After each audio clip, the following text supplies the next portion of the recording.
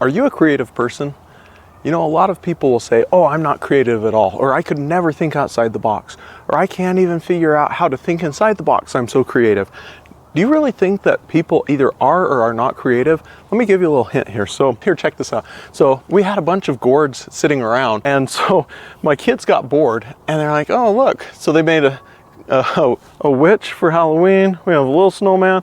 Over here we've got another snowman, and they decided to make a hamburger out of this pumpkin. And then most people will say, oh, I'm not creative. But the reality is some people have trained themselves to think they're not creative. But creativity, I think, oftentimes gets stifled by fear, by criticism, by self-doubt. Those kinds of things, those emotions and those feelings that we have will hold us back.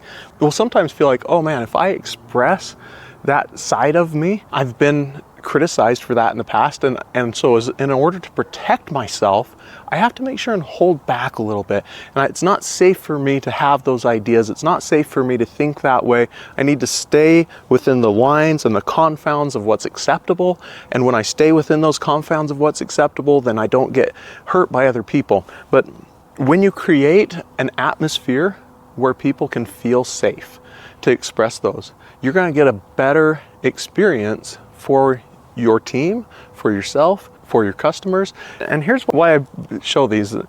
If I were constantly criticizing my children for their creations, would they want to create something like this pumpkin snowman with a little face and the buttons? Probably not. But because of that safety, they see something like this and they can't help themselves, and they're like, oh my goodness, and all of a sudden it turns into a bird, or maybe it's a giant slug, and they start trying to create from everyday objects, whereas to me it's just something ugly that I'd never want to eat, but maybe some people do. And so the reason why it helps so much in business to allow creativity is, as a business owner, your job is to solve problems. That's it. All day, every day, you're in the business of solving other people's problems. And then in exchange for solving their problems, they're going to come pay you. If you're always coloring inside the lines of someone else, you'll never see a pumpkin as a hamburger. And if you can't see what isn't there today, how could you ever innovate? Innovations are always an act of creativity. Doing things differently, thinking about ways that you can be more efficient in business, thinking about ways that you can serve customers better, solving problems that haven't been solved yet. All of those are creative activities. All of those require the same creativity that my children were expressing when they were building these creations. If you don't give yourself enough space to be creative, I think you're going to have a hard time innovating and putting your business in a position where it can be truly successful. Innovation is so critical. I was talking to a guy just the other day who runs some marketing and advertising for other businesses. And he was saying that this guy came to him and he was telling us about this business owner who said, I want to do this really cool thing, and it's going to be my face on this weird thing. And my buddy, his eyes are getting big. He's like, this sounds atrocious. No one would ever want to see that advertisement. No one would ever call if they saw that. And so they talked about it back and forth, back and forth, back and forth.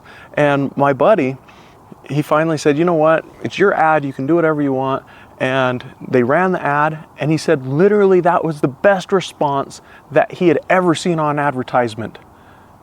And that business owner knew from his creativity what would resonate with his customers. It was so out of the box, no one had ever done it before.